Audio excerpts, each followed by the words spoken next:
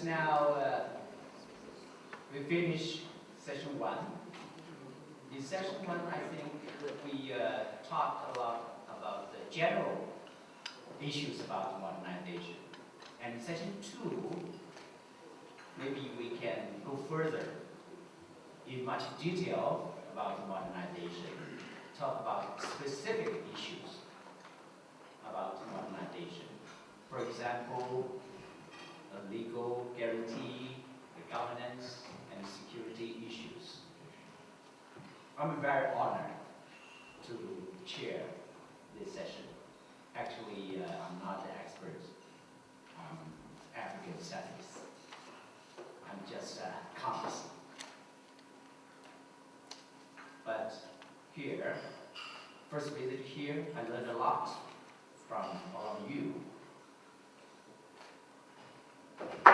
In this session, we have 3 speakers. First one, Professor Zhu Weidong, who's Senior Research Fellow of China Africa Institute, Chinese Academy of Social Sciences.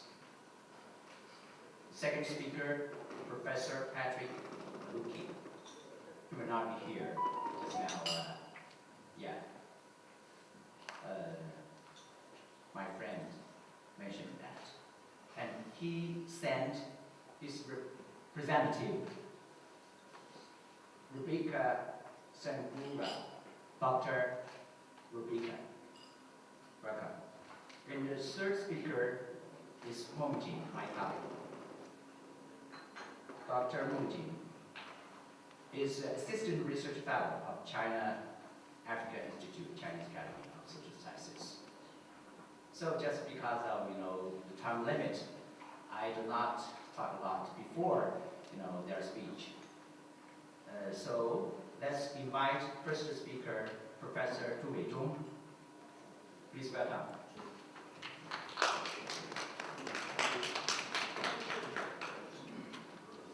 Many thanks to the moderator.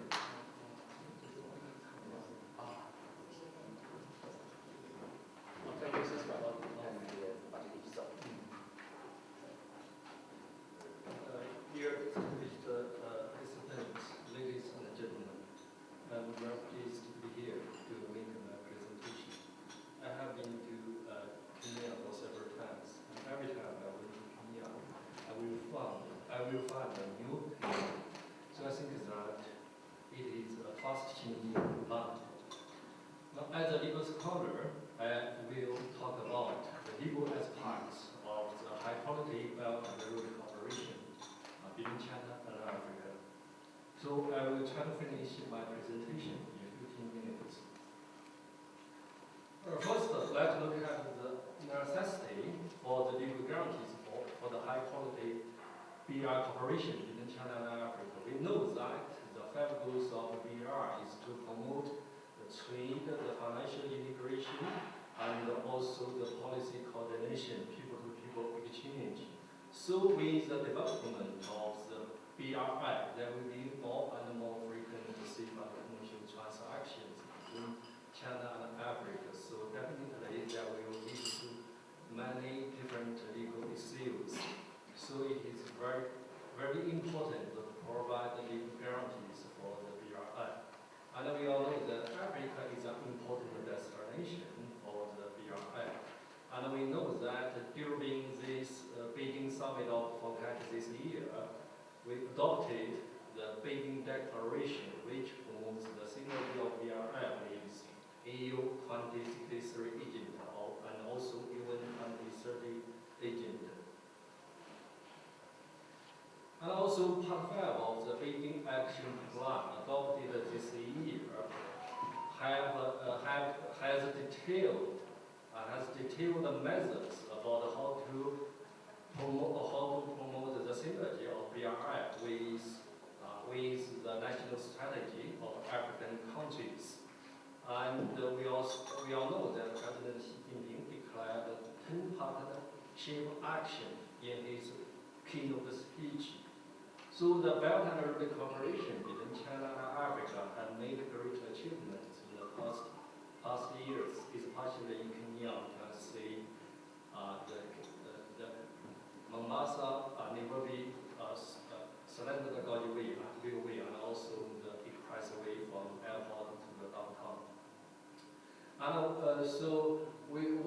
we also know that the law plays an important role in facilitating the cross-border business transactions. So nowadays, I will talk about the legal guarantees between China and African countries.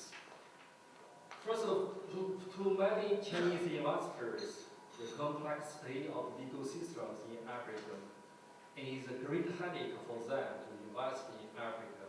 Due to the complexity of the African legal system, many Chinese investors often complain the different risks they come across in Africa. For example, the political risk of nationalization, incorporation, political change, war conflict, and sea event.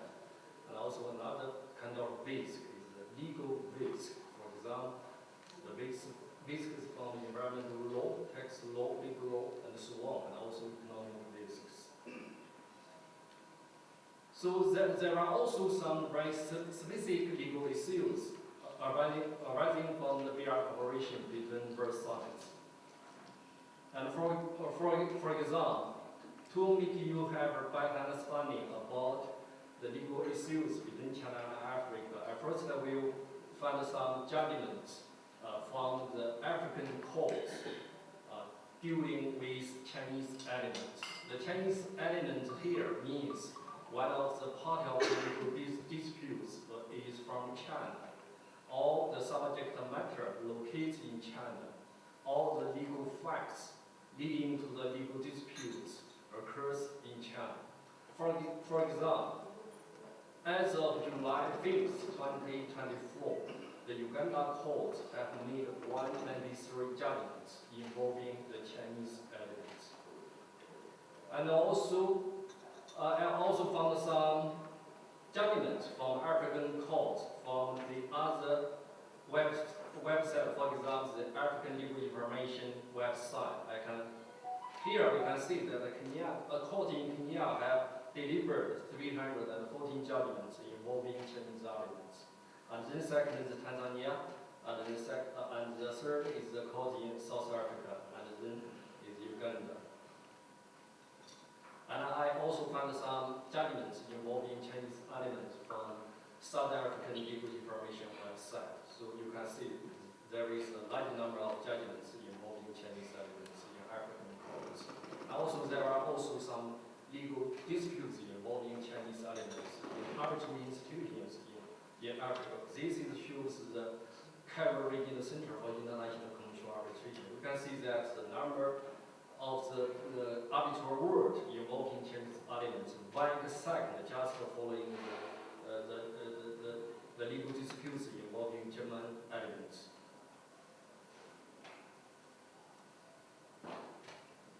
And also, I also found some judgments from with African elements in the Chinese courts to make you have a comprehensive understanding of the judgments involving African elements in Chinese court. I selected 4 countries from Africa, that is from northern, southern, eastern, and western part of Africa. First, let's look at the judgments involving South African elements in the Chinese court. You can see that the number is very great. It's 211. And this shows the cause of the legal disputes. Most of the legal disputes are civil and commercial ones. And the second last number is criminal ones. And this shows the annual distribution of the cases. We can see since 2013, when the BRI was first put forward, we can see that the numbers of the legal disputes increased very quickly. It means that with the advancement of the BRI, there will be more and more legal disputes between China and the BRI countries. So that it is the same with the judgments involving education elements in the Chinese court. You can see it shows the similarities with that involving the South African elements. Also, it is the same with the legal disputes involving Nigerian elements in the Chinese courts. So we can find some regularities about legal disputes from China, between China and Africa. So now let's look at the Kenya. We know that Kenya concluded the BRI cooperation document with China among the first group of African countries. And since that, many achievements have been made between China and Kenya. And you can see the Mombasa, Nairobi, Standard Gauge Railway, and also the expressway from airport to downtown. And also China has become the largest trading partner of Kenya. China is also an important source of FDI to Kenya. So there are more and more frequent civil and commercial transactions between China and Kenya. And just yesterday, we visited the China Square, and there are so many Chinese people there. And so we see the frequent civil and commercial transactions between China and Kenya. There are some legal disputes arising from between both sides. Here you can see that the judgment with the Kenya elements in the Chinese court is about 955 as of October 21, 2024. So the number is very, very great. And also it also has similarities with that of the legal disputes involving South African elements and other African countries. So it is because of so many legal disputes between China and Africa, so it is important to have a sound legal framework between both sides. Now, due to the time limit, I will just give you a descriptive analysis, rather than a critical analysis of the existing legal framework between both sides. Now, for the civil and commercial matters, we know that there is bilateral treaties and also multilateral treaties to deal with the cross-border civil and commercial matters. For example, the bilateral treaties between China and African countries, nowadays only 5 countries in Africa have such treaties with China, that is Morocco, Algeria, Tunisia, Egypt, and Ethiopia. All of them located in Northern Africa. And for the resolvement of cross-border civil and commercial dispute, we also need a multilateral legal framework. Nowadays, the two important multilateral legal framework for civil and commercial disputes is Hague Convention on taking evidence abroad, and also Hague Convention of the service abroad. But nowadays, only Morocco, Tunisia, Egypt, Botswana, Malawi, and Seychelles acceded to the 1965 Hague Convention on the service abroad. Only South Africa, Morocco, and Seychelles become parties of 1970 Hague Convention on the taking evidence abroad. But we can see the member states of the Hague Convention on service abroad. We can see many developed economies in the world are members of the Hague Convention because they have so many frequent civil and commercial transactions with other countries. They need the legal multilateral legal framework to provide the legal framework to deal with such cross-border civil and commercial disputes. And also it is the same with the Hague Convention on the taking of evidence abroad. And so the lack of legal framework between China and Africa has made a lot of obstacles in dealing with such cross-border civil and commercial litigation. I will not give you the example in detail. And for cross-border crimes, we can see that there are only a limited number of African countries have concluded bilateral treaties in criminal matters with China. It is fortunately that Kenya has concluded bilateral judicial assistance treaties in criminal matters and also on extradition with China.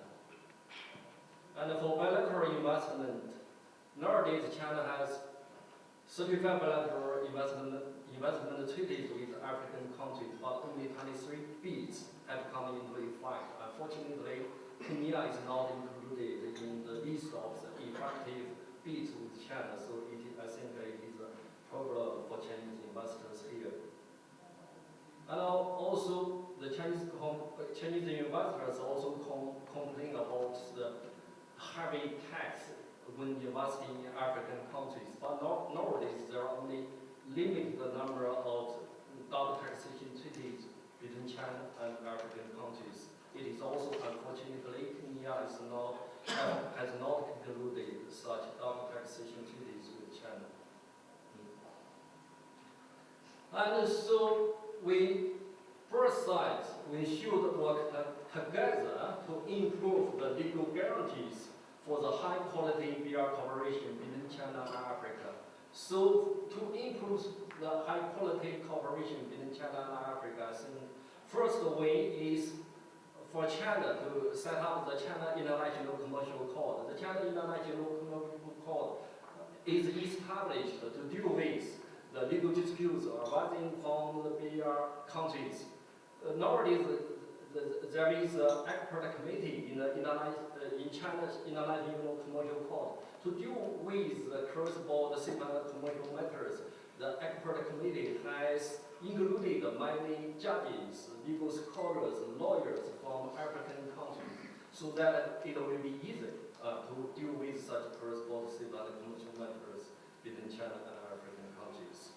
And the second way, I think, it is that China and African countries should conclude more and more bilateral treaties on judicial assistance in civil and commercial matters, and also in criminal matters, and also in bilateral investment treaties, TTP, and so on.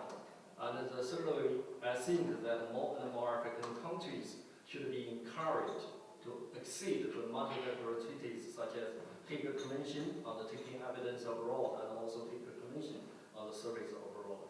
So under the current legal framework, I think it is better to settle the civil and commercial matters between both sides through arbitration. And nowadays, China and Africa has set up 5 joint China-Africa arbitration centers in Nairobi, in Johannesburg, in Beijing, in Shenzhen, and also in Ohana. It is located in Cameroon. Now, last, I think it is also very important for the both sides to strengthen the bilateral law enforcement, judicial cooperation, and also to improve the public legal awareness among the people. Just several months ago, there were some judges from 8 African countries to visit the Supreme People's Court in China. I think it is a kind of judicial cooperation between both sides, and it is very important. So with that, I concluded my presentation. Thank you very much. Thanks a lot for Professor Zhu's informative and thoughtful presentation. He's a real expert on Africa. He visited more than 20 African countries, and he's especially that expert on legal issues. Just now, in his presentation, talked about legal guarantees for China-Africa jointly construction of BRI. I think we learned a lot from his presentation.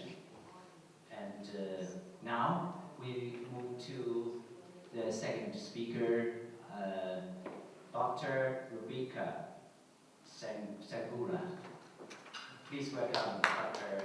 Rebecca.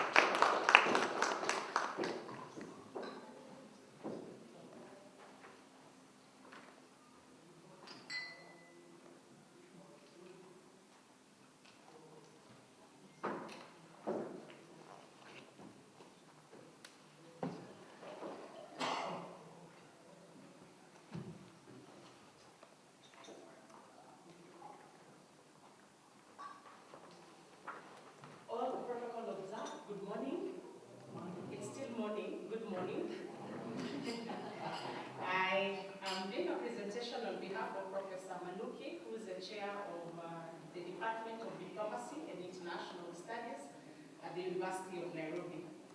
And I'm Rebecca Segura. Sorry for lack of PowerPoint presentations, you will bear with me. Thank you. So the topic of presentation is security implications in jointly building the China-Africa Belt and Road Initiative, the BRI. And by way of introduction, the Belt and Road Initiative, introduced by China in 2013, presents a comprehensive global development strategy focused on enhancing international trade and investment through extensive infrastructure projects. Originally launched under the banner One Belt, One Road, the BRI consists of two primary components, that is the Silk Road Economic Belt and the Maritime Silk Road. And those two initiatives have grown to encompass 140 countries across several continents, positioning it as one of the most ambitious international infrastructure undertakings in recent history. Africa has become a prominent partner in the BRI with 44 African countries, and the African Union signing multiple cooperation agreements with China, as of 2023. This cooperation under the BRI between China and Africa focuses on three major areas, that is infrastructure development, trade enhancement, and policy coordination. First, infrastructure development encompasses essential projects that include railways, ports, energy facilities, landmark examples such as the Mombasa-Nairobi Standard Gauge Railway in Kenya, and the Addis Ababa-Djibouti Railway. These projects are designed to streamline trade routes and significantly reduce logistical costs across the African continent. In terms of trade enhancement, the BRI has been instrumental in boosting bilateral trade, which reached USD 244 billion in 2013, with China exporting machinery, electronics and textiles to Africa while importing African minerals, oil and agricultural goods. This growth aligns with the BRI. The growth aligns with the BRI aim to foster increased economic interdependence between China and its partner countries. This initiative has also facilitated policy coordination by supporting knowledge-sharing programs and governance, legal frameworks, and regional integration efforts that are aligned with African modernization objectives. However, security is a fundamental requirement for the success of BRI projects, especially in Africa, where political instability and social tensions endanger both infrastructure and investments. Stable environments not only attract foreign investment, but also protect valuable assets and enhance trade connectivity. Highlighting the role of security as a critical enabler of economic development in Africa. The BRI faces security threats that are unique to the region, such as geopolitical instability in the Sahel, the Horn of Africa, and parts of Central Africa. Risks include insurgency and terrorism, with groups like Al-Shabaab in East Africa and Boko Haram in the West Africa. And this presents direct threats to infrastructure and personal safety. Additionally, the rapid expansion of the digital BRI initiatives in Africa exposes these projects to growing cybersecurity vulnerabilities, increasing the risk of data breaches, disruptions with logistics chains. So what are the security challenges in Africa, China BRI cooperation? And we start with the first one, which is political and geopolitical risks. And at that we say that political instability within several African nations present a challenge for China-Africa BRI cooperation. For instance, the Sahel region and the Horn of Africa, which host several BRI projects, have been affected by long-standing conflicts and political volatility, with countries like Sudan, Somalia, Libya, experiencing frequent government transitions and functional disputes. The World Bank estimates that these regions experienced an average of 3 major conflicts per decade over the past 30 years, directly impacting infrastructural projects by increasing project timelines and insurance costs due to the risk to personnel and assets. Geopolitical tensions further influence the reception of Chinese investments in Africa in areas of strategic significance, such as the ports in Djibouti and Kenya. International competition and third-party interventions raise concerns about undue influence and exploitation of resources. For instance, the Chinese-operated Djibouti port facility has sparked scrutiny from the United States, which also maintains a military base in the region. Such geopolitical rivalries risk destabilizing China-Africa cooperation as African nations navigate complex alliances and dependency, potentially affecting the continuity of the BRI projects. Another of the security challenges is terrorism and armed insurgencies. Terrorism and armed insurgencies pose direct threats to BRI projects, especially in the regions where militant groups operate extensively. In West Africa, Boko Haram has been a long-standing destabilizing force, with attacks concentrated in Nigeria, Niger, and Chad. According to the Armed Conflict Location and Event Data Project, Boko Haram and its affiliates were responsible for over 1,200 attacks across West Africa in 2023 alone, resulting in thousands of civilians, casualties, and significant infrastructure damage. These threats are mirrored in East Africa by the groups like Al-Shabaab, which have launched multiple attacks against BRI-linked infrastructure in Kenya and in Somalia, especially targeting construction sites and logistic facilities to disrupt foreign investments. The impact of these terrorist attacks on BRI infrastructure has been substantial. For instance, the Mombasa-Nairobi Standard Gauge Railway, a flagship BRI project in Kenya, has increased security costs and modified its security protocols to safeguard personnel and assets, which have delayed operations and raised project expenses by an estimate of 20%. The third security challenge is the socio-economic tensions.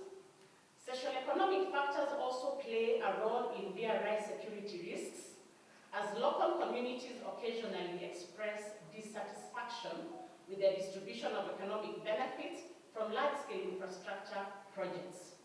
Job distribution disparities have led to tensions, as local communities expect BRI projects to create substantial employment opportunities, but often perceive that these roles are given to foreign or skilled workers from other regions. This perceived inequality has sparked protests in several countries such as Zambia and Ghana, where local workers demanded a greater share of job opportunities created by Chinese investments. Environmental and cultural concerns also amplify local opposition to BRI projects.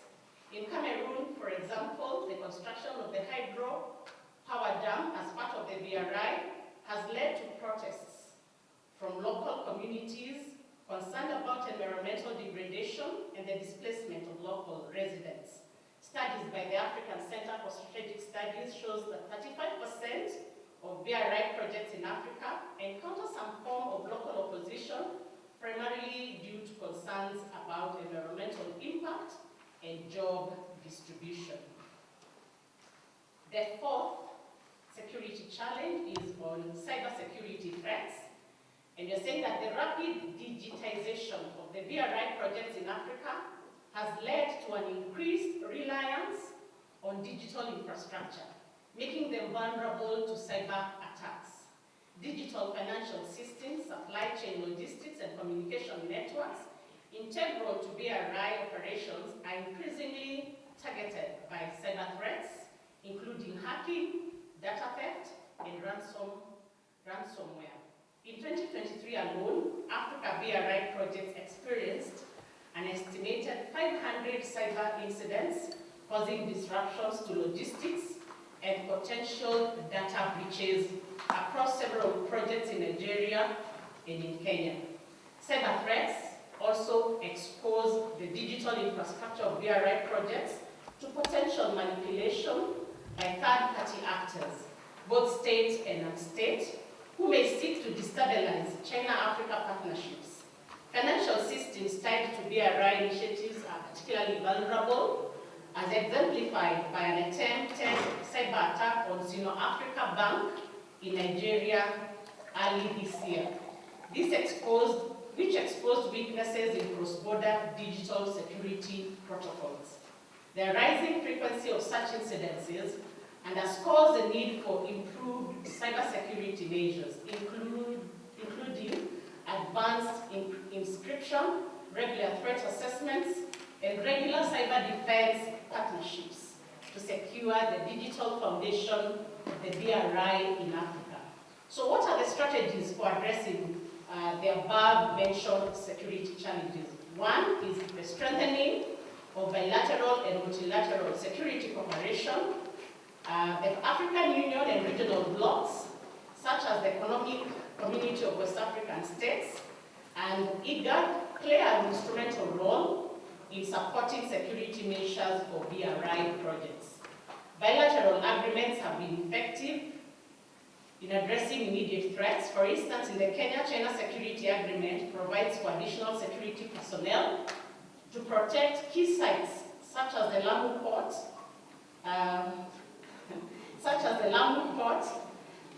South Sudan, Ethiopia transport, that is the LAPSET corridor, and increased participation by African security agencies within this cooperating framework.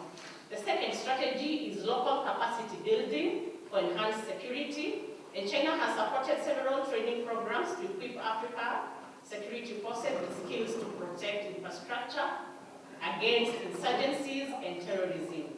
For example, in Kenya, Chinese security firms have collaborated with local police through knowledge-sharing initiatives focused on anti-terrorism strategies.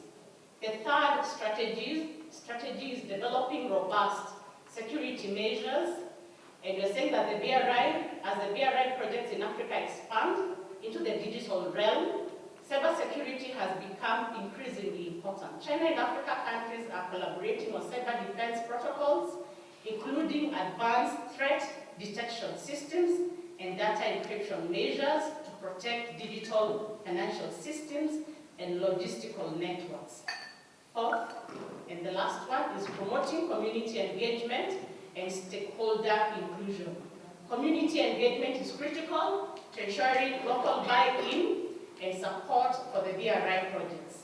In countries like Ethiopia and Kenya, transparent communication and efforts to involve local communities in decision-making processes have improved public sentiment and reduced operation. So by way of concluding, through some recommendations for enhancing, there's need for increased investment in security infrastructure. Another recommendation is enhanced cross-border security collaboration.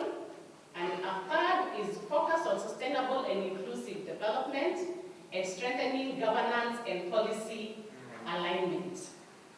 In conclusion, these security challenges that face the China-Africa BRI projects are multifaceted and deeply interconnected, therefore posing significant threats to the successful implementation and sustainability of the various projects across the continent. To address these issues, a range of strategies have been proposed, like I mentioned earlier, including the strengthening of bilateral and multilateral security cooperation, enhancing local capacity, and developing robust cybersecurity measures. Looking ahead, the future of security in China hinges on the establishment of proactive, collaborative security frameworks by fostering strong partnership between China and African nations and regional organizations, stakeholders, and can create a more secure environment conducive to investment and development.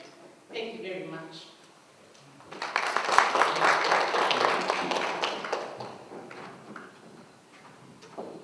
Thanks a lot for Dr. Rebecca and also Professor Patrick's insightful presentation.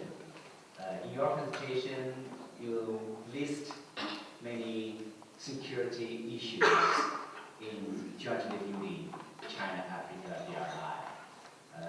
For example, some security concerns. First one is about geopolitical tensions. The second is about the global powers competition. Third is about terrorism, and the fourth, local communities concerns. And the fifth is about cybersecurity. Maybe, it's not a whole list, but I think that's very important about, security issues very important for Judge Lee, ARI. I think China and Africa should take account of these, issues very carefully and jointly tackle these issues step by step in the future. Okay, thank you. And now let's invite our third speaker, Dr. Meng Jin. Her topic is the modernization of national governance capacity and exchange on governance between China and Africa. Please welcome Dr. Meng. Thank you, President Zhang. And good morning, everyone. It's a great honor for me to be here in Kenya to participate in this seminar. It's my first time in Kenya, and I think it's a very charming and dynamic country for me. So my presentation today will focus on the modernization of the state governance and exchange of governance experience between China and Africa. So please give me a minute to set up the PowerPoint.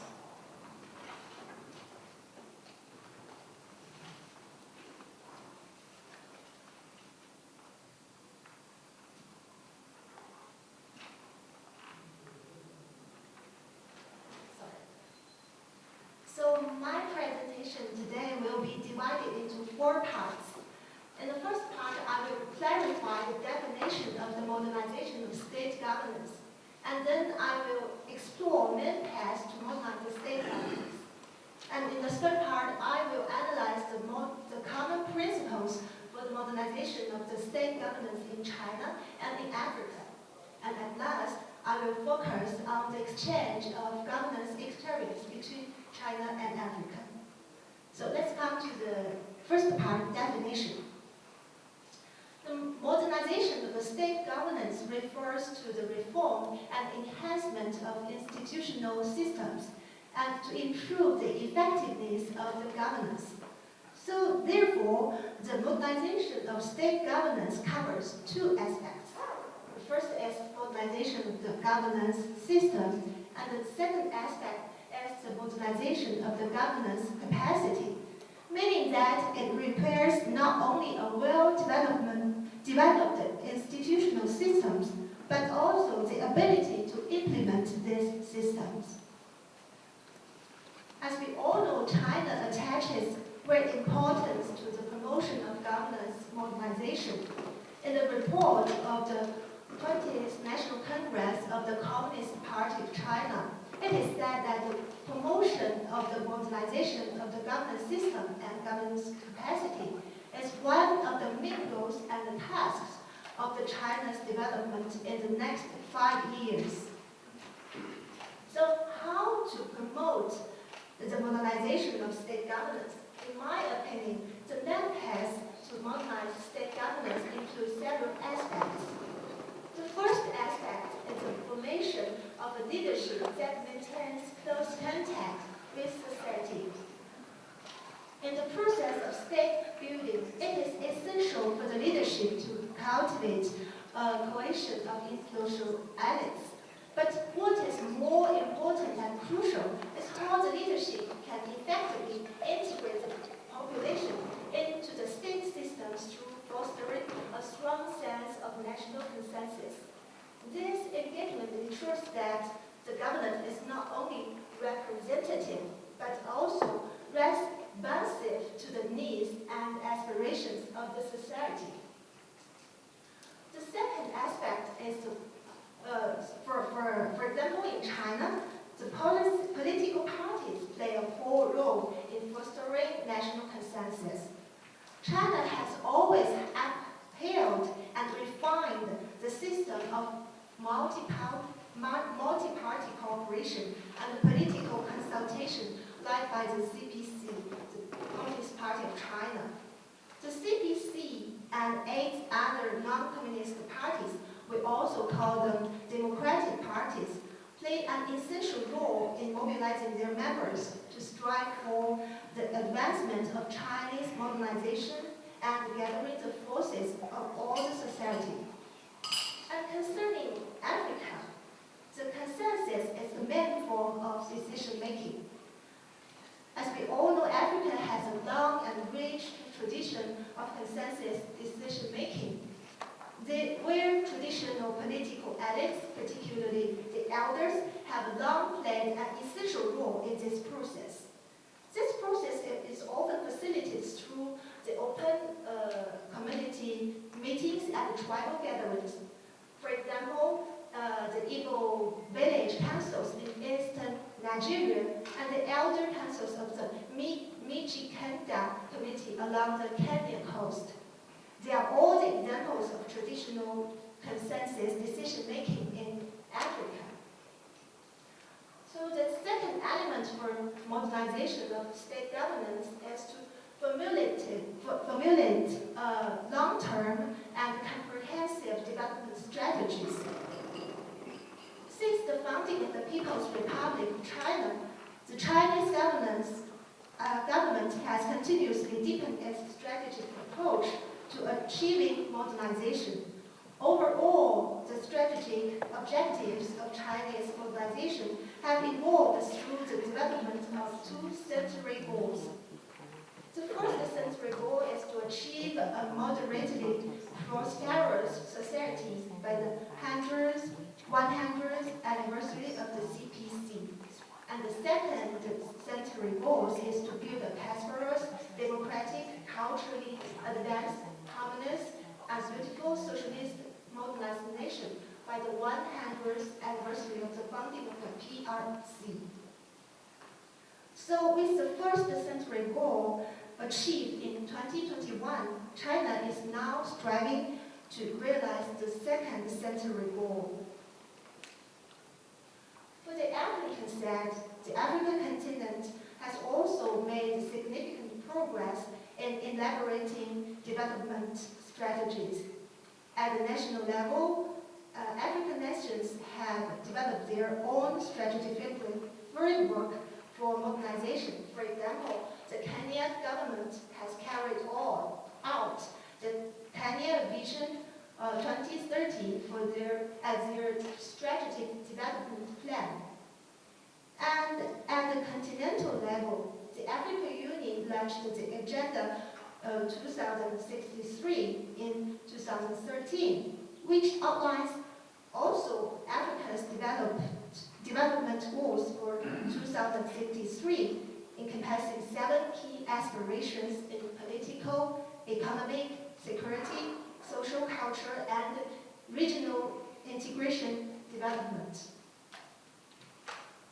And the third aspect of the modernization of the state governance is to develop the ability for enhancing policy implementation.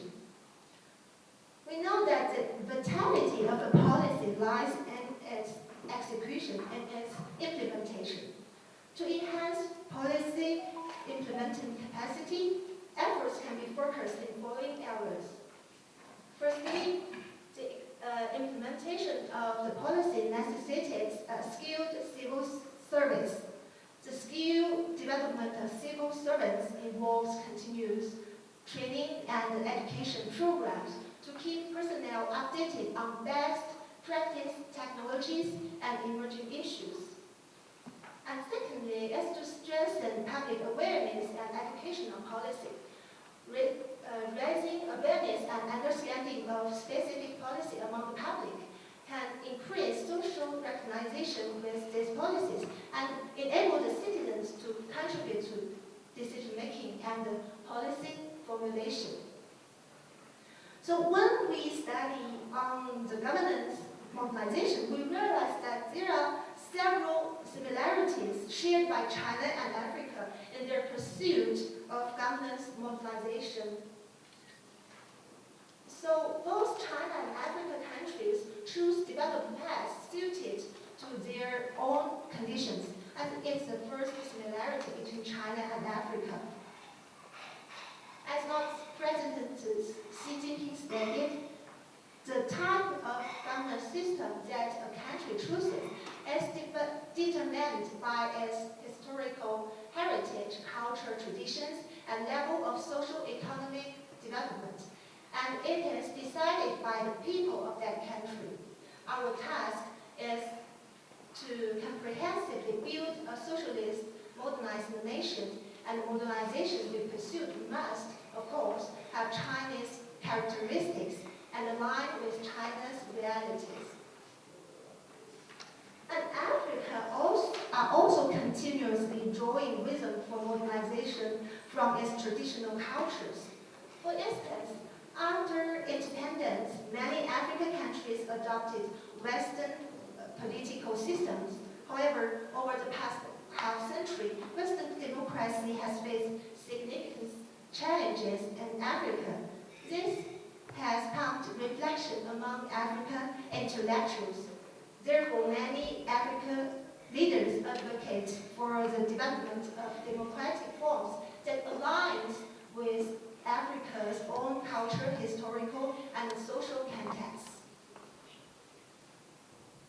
The second similarity is to adhering to a people-centered development philosophy. The path of Chinese modernization is centered on the people. The main goal and task of socialism with Chinese characteristics in the new area is to continuously make the people's aspirations for a better life with serving the people at its core.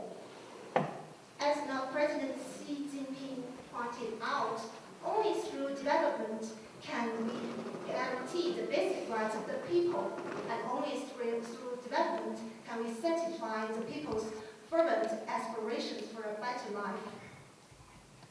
For the African side, the Aspiration 6 of Agenda 2063 calls for an Africa whose development is people-driven, relying on the potential for African people, especially its women and youth, and caring for the children. This aligns closely with the people-centered philosophy in Chinese modernization efforts. I think the third similarity is the maintaining autonomy in the exploration of the modernization process. China has always emphasized on maintaining autonomy in its development journey. By pursuing Chinese modernization, China seeks to elevate Chinese experience into Chinese theory. China actively learns from all outstanding achievements of human civilization to integrate the ancient with the modern and the foreign with the local.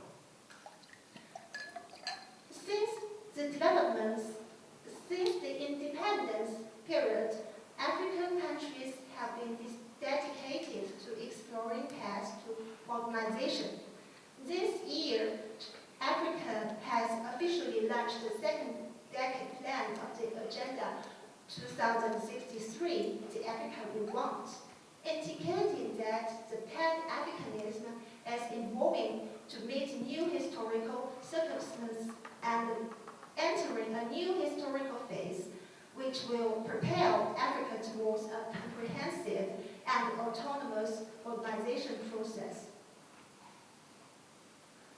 As China and Africa share a lot of similarities, they can jointly explore the path of governance together by promoting exchanges of governance experience. So let's have a brief review of the history of China-Africa governance experience exchanges.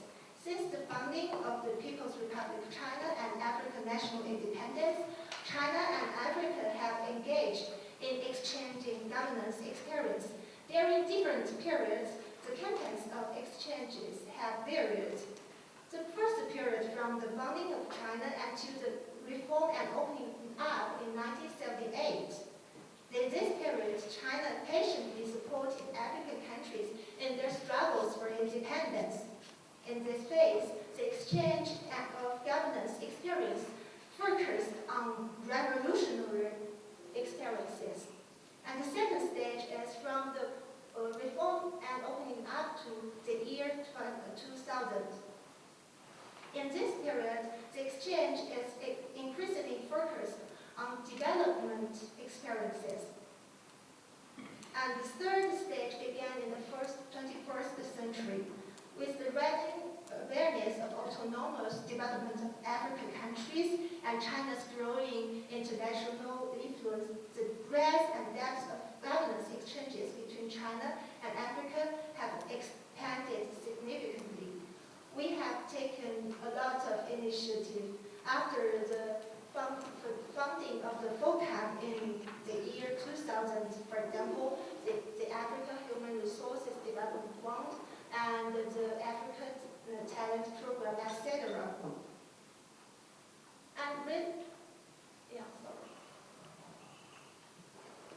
And recently,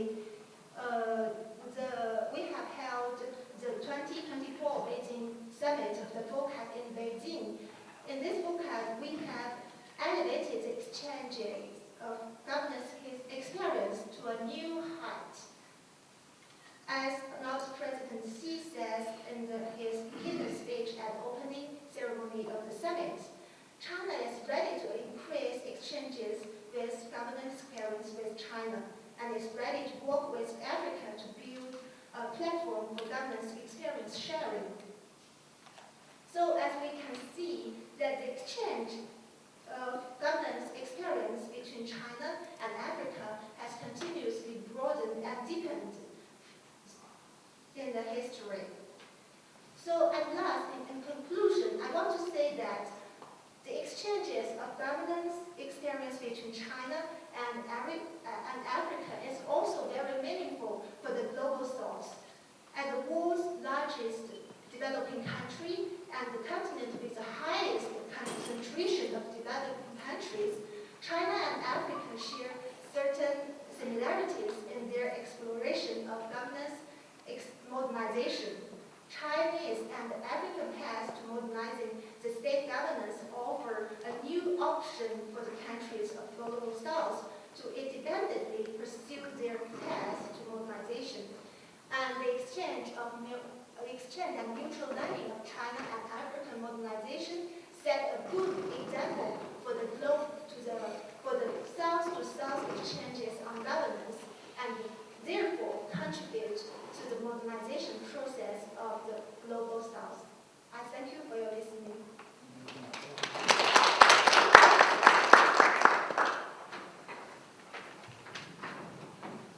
Thank you for Dr. Meng's presentation, excellent presentation. Just from her presentation, I'm much impressed by some points. For example, the government will play a very important role for advancing modernization. Second point is that institutions matter. And the third point is that historical context matters. Thank you again for the presentation. Now we accomplished all the three speakers in session 2. And I much appreciate for their excellent presentations and their thoughtful and insightful suggestions for China-Africa jointly building of BRI. Now, maybe we have some time to take some questions from the floor. Maybe just several minutes, because just according to the agenda, we have to to finish at 12. By now, we move much further. So, please raise your hand or just ask questions very briefly. I will take just, for example, 1 or 2 questions. Oh, please. Oh, sorry. Hello. Okay. How are you? Am I allowed to ask from the previous presentation? Or just confined to the current presentation? Because I wanted to ask you a Yeah, question. maybe you can. Yeah, even for the first two speakers, Yes. in the In the fact, first session. I want to ask two That's okay. questions. One for you and one for Oh, Mr. Mwenje. okay, okay. The question for you is, I wanted to know how China is balancing the modernization with a very strong Communist Party of China, CPC. How is the balance? How do you maneuver between all those two seemingly far apart elements? Sorry, to balance modernization and what? And a strong CPC. Okay. And for Mr. Mwenje, you have been the deputy chair of AUC, and from the presentation here we see that actually China rose just in the last 40 years. I heard somebody here compare China with Burundi and Burkina Faso. The question is, when China was moving up, what happened to African countries? Where did we get stuck? I would like Mr. Mwenje to clarify that. Thank you. Okay, thank you. Okay. Other questions? Oh. Yeah, it's Jen. Thank you very much. Mine is not a question. I think I just want to appreciate the forum. I've been to China a couple of times, and I think when you go there is when you discover the miracle that is, you know. And I think the challenge is for us Africans the challenge is on us Africans. I don't know where Africans we went wrong. That is the most frustrating thing, because we are intellectuals, we are everything, and China is not the Chinese are not superhuman. So how Africans how we have lost it, I don't understand, because China was also in the doldrums, yeah? For many years, there were problems socially, economically, but to answer what he's talking about the CPC, I think that is very critical, the kind of government you have, because if you have the wrong government, definitely the country will not go anywhere, and leadership is everything. So for me, the CPC, I think, has been definitely, there's no question about it, the engine. And the country is evolving, okay? And when people say China is a dictator country, I'm not trying to praise it, but when I'm there, I'm more freer in Beijing than I am in Nairobi. I can walk in Beijing at 3 o'clock in the night and not feel anything, okay? I find people doing all sorts of things on the streets, of course, not crime related, but people are free generally. So I think Africans, we need to sit down and I don't know what kind of regulation we will need. So for me, it's more about hope and frustration at the same time. Thank you. Yeah, but thank you so much for the forum. It's of course I will just have some comments. Yes. Okay, thank you. Thanks. The last. Oh, last two. Okay. Thank you very much. My name is Felix Kirudu, and I want to appreciate this forum and at the same time ask a question to Ambassador Mwenje concerning the role of the BRICS. I would like to know what you think the BRICS will be able to do in terms of improving economic development, especially for the less developed countries in the world. Thank you. Thank you. And the last one. Many thanks. Let me first appreciate the poignant and incisive reflections from the presenters since the morning session. and the after break session. I think it was the French statesman Napoleon Bonaparte who once quipped that China was a sleeping giant, and that when it wakes up, the whole world is going to shake on its fate.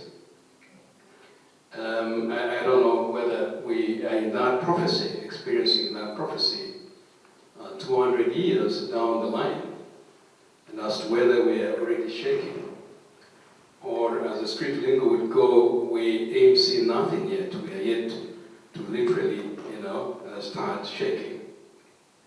Which of course invites my question, and that my question is going to be anchored on the Thucydides trap, as tangentially mentioned earlier by Professor Kagwanja. The Thucydides trap, as propounded by the classical realist Thucydides, postulates that when a rising power comes into being, it sort of sends ominous signals to the established power. In other words, it creates an image of a threat. And so, as it were, we are seeing a lot of anxiety on the part of the established power. And in this context, the West, so to speak. It is very uncomfortable. It is in a state of, you would almost call it a state of panic as to how fast China has been able to rise. And so Thucydides states that this has the potential of, fomenting hostilities and eventually conflict. And so my question is, within the framework of the Thucydides trap, how then does Africa leverage on the Thucydides trap in order to secure better terms, favorable terms, as regards its development program? Number two is, how does Africa, in the context of the Thucydides trap, how can Africa be an effective interlocutor? Does Africa have, sufficient diplomatic innovations to be able to basically provide that effective interlocutor between the two sides? Thank you.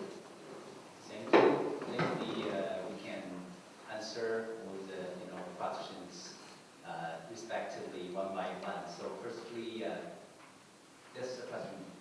Yeah, please. Thank you very much for those very pertinent questions. And this is a question that I believe the many scholars in the room can also contribute. And as I said in my opening remarks, I'm really happy to see many scholars here who can be able to help us. The question that I was asked, why has China arrived at a state now where the GDP has gone from below what was like Burundi now is $12,000, $13,000 per capita, whereas Africa is just stuck at below $1,000. But that is just only one indicator. This question is pertinent in many ways. I would like to refer you to read a book, which I can't remember the author, but the title is How Asia Works. Those of you know, you can Google it and you get the author, How Asia Works. And I think to me this book has answered many questions. Why? And because of time, which the moderator has clearly outlined that is short, let me just give you headlines.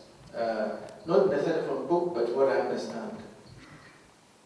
One, that if you look at China from 1949, China built a nation state, then went on to tackle the biggest sector that would be used to transform the other sectors, the agricultural sector. Three, China did not implement structural adjustment programs. In fact, if you look at Asia, they rejected the orthodoxy of their structural adjustment programs. They implemented their programs. In fact, that's all what he said, how Asia works. I saw in my own time, Africa deindustrialized, especially when we started to implement structural adjustment, because we removed the state from being part and parcel of the equation.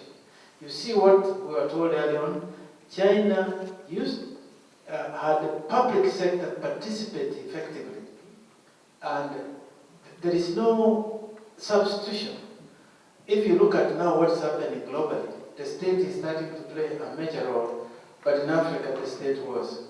Three, human resource was given a high priority, and in institutions, in fact in human resource I would add the element of meritocracy. You know, in China, you just can't get somebody might become a president because you have to go through a process. The qualification to enter in such a high office requires a long track record before you arrive at such a big office. I mean, you know the rest of us, globally, including some of the superpowers. If you have money, you can walk your way through to become a leader. And the third one, China built capacity. Capacity in the industrial sector, particularly SME, where you lifted millions of people. The reason why you went for agriculture empowers you. First of all, that's your market. And so when you empower agriculture to have income, but also when they produce, you use it to transform. That's how industrialization took off. So China did not use any miracle. They used their own resources, transformed the economy using their part, but also building capacity. That capacity, you had it here, industrial capacity, investing in heavy industries. What Africa is doing, we're exporting raw materials and importing finished goods. The second one, then of course, as I said, technology, by insisting. In fact, if you look at China, sent best of our brains to the West, and they got education, and they came back. And thus now China is in the forefront of technology. It's a big question that we can answer, but none of those, if you see the elements, we haven't done that in Africa. Thank you. Okay, thank you. So, Professor Kambanja. You would like to speak here? Okay, that's okay. You can speak here. I think I don't have to speak now because we'll be summing up with Madame. Oh, yeah, so actually we have no time to answer all the questions. I'm sorry, because that's my capacity, you know. It's not good. I'm not good. So, let's move to the conclusion. Okay. Yeah. That gentleman just answered that question. Yeah. I mean, that gentleman answered my question, how to balance CPC and modernization. And also, I think I want to invite my colleagues to briefly answer some other questions. That's okay? There's some other questions you can, Okay, please. Just Okay. I know you're negotiating about time, but you want just, to, because okay. So, would you please, answer some other questions here? There was a question asked about BRICS. Just one word. BRICS is really the global south that is coming together to try and bring a new international order. And there is much also we can talk about that. You've seen the recent meeting that took place in in the Soviet Union, there is talk of currency. I would invite you to go and read about how the rest of the world was moved in 1972 to adopt the dollar as the gold standard. Instead of the gold, and the implications of that. Of course, it's going to take a long time even for the BRICS to change the dollar from being the currency for exchange. But if you look at the BRICS, particularly in areas of mobilizing banking, the BRICS is more or less, we mentioned in our statement, is really what you see like the PRI, alternative fora for South-South to continue, and also point to the failure of multilateralism. That is all I would say in short. Okay, thank you. Yeah, I Please, just Dr. want to answer the question about Okay. how to promote the governance experience sharing since we have different political systems. I think really we have a lot of difference in in the level of governance between China and Africa. It's a fact because we don't have the same history, don't have the same social conditions. But I don't think it constitutes an obstacle to promote the governance experience sharing. As I just said that we have several similarities, for example, people-centered, and we attach a lot of importance to the autonomy on our exploration of modernization. So I think we can explore several paths to modernization. For example, on the topic of local governance, and also, for example, the training of the civil servants to enhance the ability of the governance of the civil servants. I think it is the possible path for the Africa and China to enhance their cooperation on the governance experiences in the future. So thank you. Okay, Professor Zhu, do you have some comments or some response? Just briefly.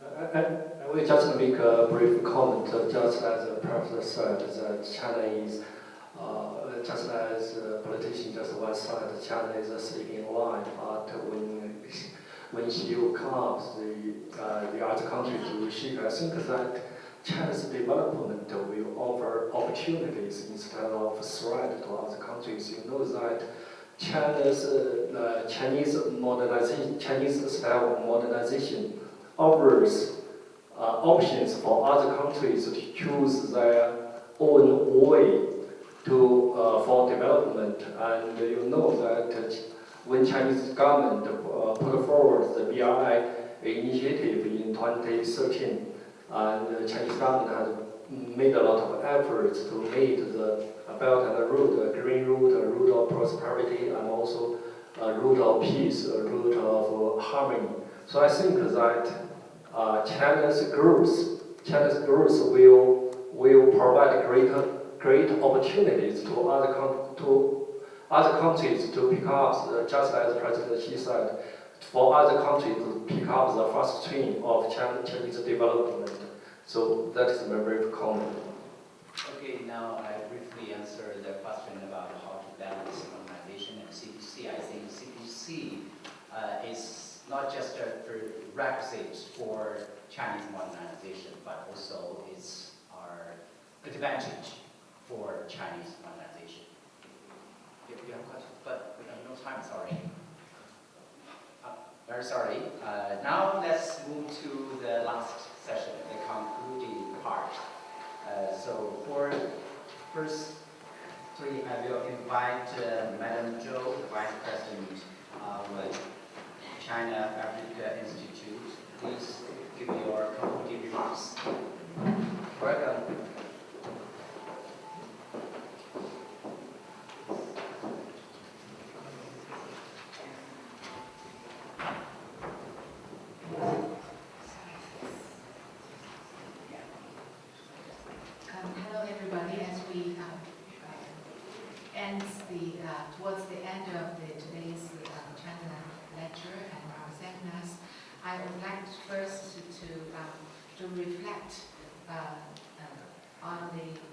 discussion of Chinese modernization and African modernization by borrowing the term that Ambassador Mucha used in his presentation. He said the word nexus. I think nexus, of course, is very important. We have, for instance, many of our speakers, quite a few of our speakers mentioned this alignment between our national strategies, between the Belt and Road Initiative and the 2063 African Agenda. And of course, we can see that the Belt and Road Initiative itself is a nexus to bring people together, bring China together with African countries and also other parts of the world. So this is our actually it's an international development strategy for China.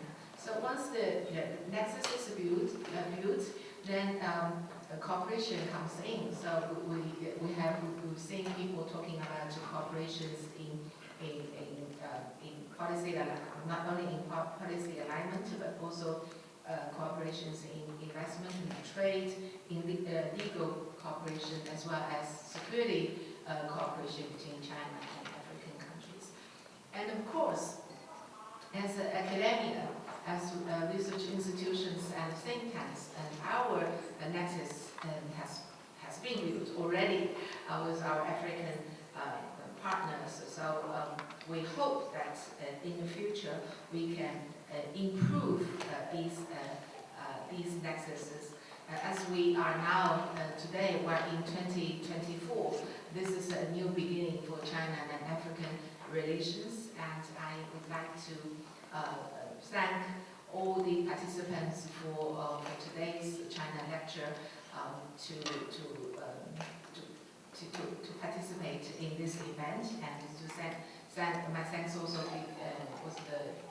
gives to the speakers, the moderators, and such a wonderful audience, including some eminent ambassadors, African ambassadors, and high-profile officials. So this is a good time, and we enjoyed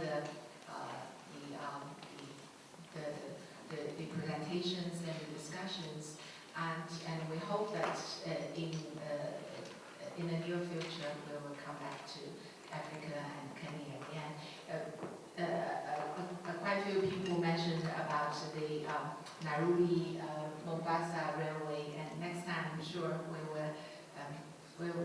will take the ride to try this train and to make a better nexus and cooperation. Thank you very much.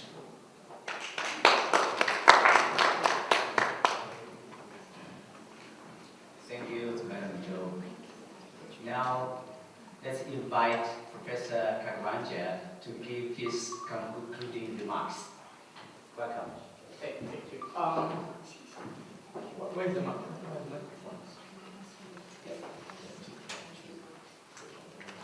I cannot leave this room until Professor Macharia Munene speaks, because he raised his hand and was my teacher, and whenever I raised my hand, he would see my hand. So I have to see his today. Just what is your comment, Prof? Thank you, Prof. Sorry for raising the hand when the others. Something just came in. When Ambassador Mucha spoke, he said that Africa is underdeveloping. Poverty is rising in Africa in the midst of riches. The question or comment I had was, to what extent is China responsible for that underdevelopment? Need to examine that. And then to what extent the African leaders, the policy makers, to what extent are they responsible for that underdevelopment? We cannot continue to be told that we have no technical know-how. We have no. So where is the problem? Is that a policy making level?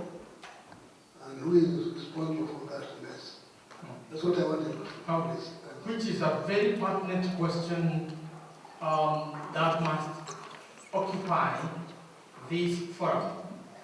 Are we seeing a new phase? This is what the professor is asking, where if not well handled, if not well executed, the relationship between China and Africa can contribute to Africa's underdevelopment.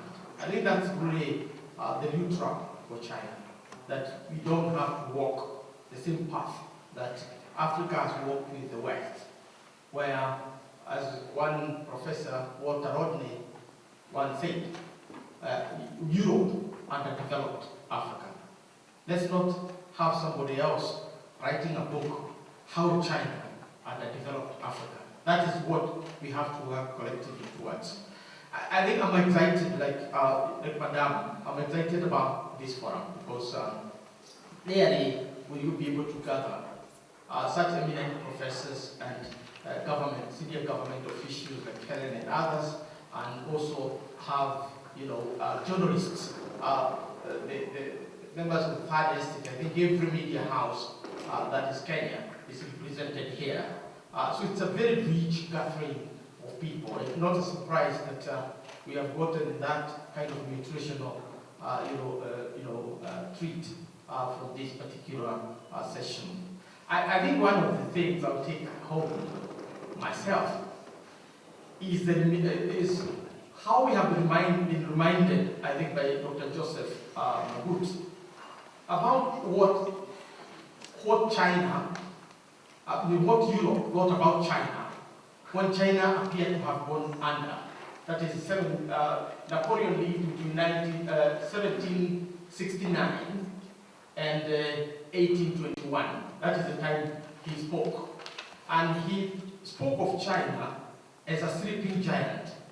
And his quote is very popular.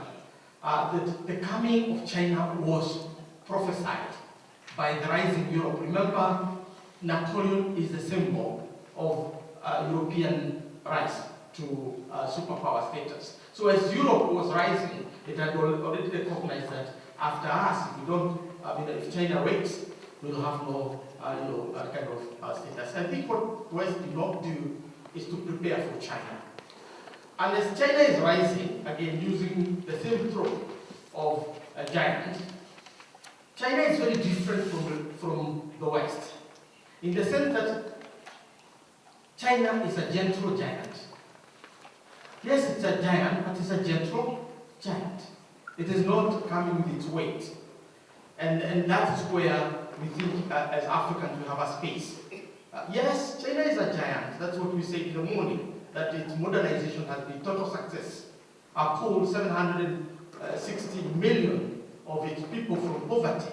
The first, it is on the cutting edge of modern technology. So it's a giant. The question is what kind of a giant it is. And it is a non-hegemonic, non-authoritarian, and in terms of relations with Africa. And you can get the rhetoric as it came through Forum for China-Africa Cooperation 2024 summit. It was about friendship, it was about family, it was about brotherhood. The language itself, the narrative of China-Africa relations reflect that essence of China as a gentle giant. The question was asked, and I think it needs to be asked, answered, if at all, in a very brief way, about why China rose after 1980 and why Africa declined. As we said, in 1979, when Deng Xiaoping comes to power, China is as poor as any other country in the world. But after that, it rises, and at the same time, Africa collapses, or rather Africa declines tremendously. And I think the question was answered by presentation, particularly by our brother, when he basically started explaining to us that China, when he took us through the 3 stages of China's development. That question was answered. What are these ingredients in summary? One is stability. Stability is key. It is not about democracy. This is the problem we have in Africa, that we want to go for the wrong concept. I wouldn't go for unity, I would go for justice. Because the best unity we know is for thieves or robbers planning to rob a bank. They have the best unity because everything is at stake. So we go for the wrong concepts. It's not about democracy. It's about stability. How stable we become. Then with the stability, we can talk about justice. Africa went for what is in vogue, what is informed, what is being preached as good, rather than what we need. Of course, that went with good leadership. Good leadership does not necessarily mean a leadership that pampas. It's a leadership that has vision of where they want to take their people, guided by a dream. And therefore, good leadership, by all intents and purposes, is people-centered. Good leadership is people-centered. And that is what China had. Then with that good leadership, then you identify your priorities. The vast majority of people of the third world, the developing world, are based in agriculture. So you focus first and foremost on agriculture, because that will uplift the vast majority of the people and you empower them in agriculture. Then you can move to other areas, which is industrialization, so that you add value to agricultural products and then enter the market chain, supply chains in a more powerful way and making more profit. And then you focus on two issues that have relevance to economic development, that is focusing on the people themselves. What is this that you focus on the people? Health. Their health is key. Whether you're empowering traditional medicine, or you're having the barefoot doctor, or whoever you are sending to the people, you are administering to the health of the people. Because a healthy people means a healthy nation. And a healthy nation means a country that is growing. Full stop. Finally, you focus on the brains. Education. You raise the intelligence of your people. Because even if you were to bring the best of the democracy in the world, and you administer democracy among the fools, it's going to be more of a problem than a solution. Democracy among fools is the worst system you can ever have. Because fools have no capacity to choose. So educate people so that they make the right choices.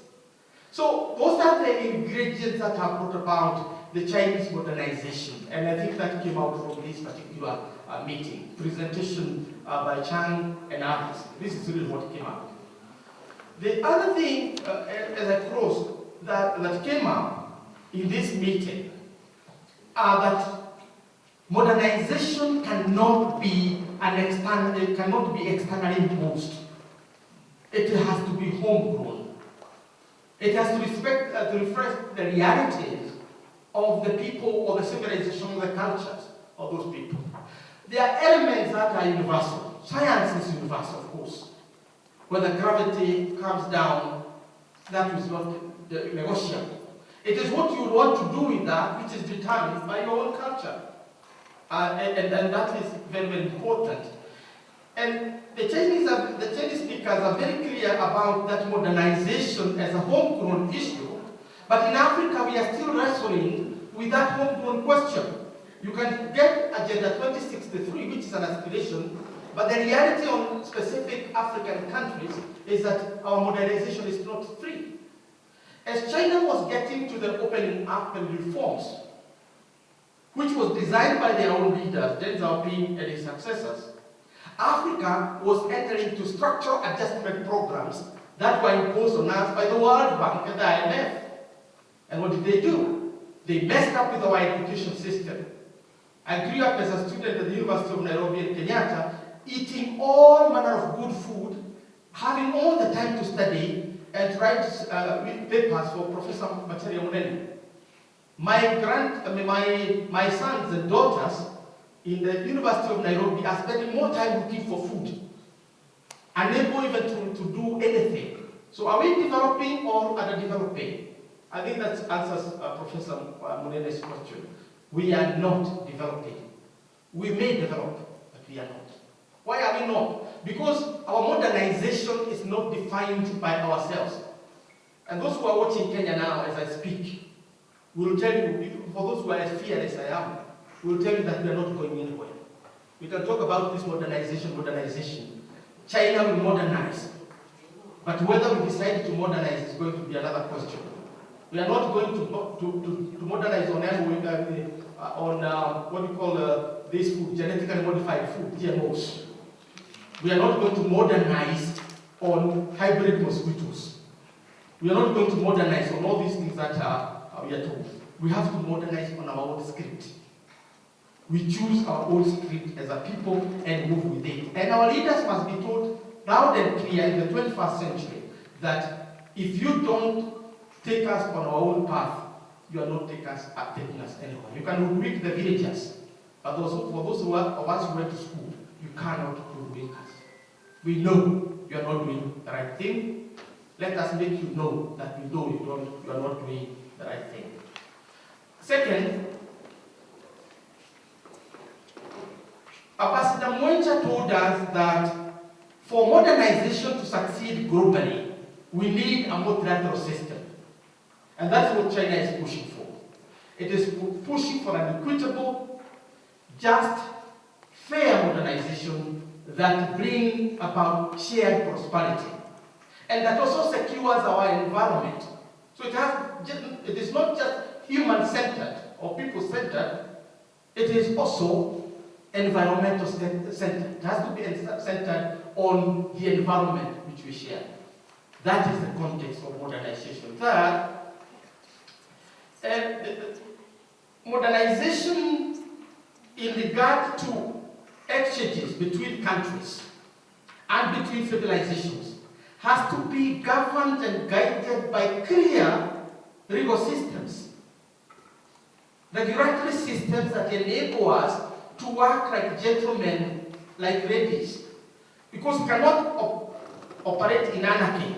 Legal guarantees are necessary. This is what we are told in this forum, that we need now to start harnessing the structures or the architectures of legal cooperation, legally working together so that we secure whatever achievements we are making in cooperation.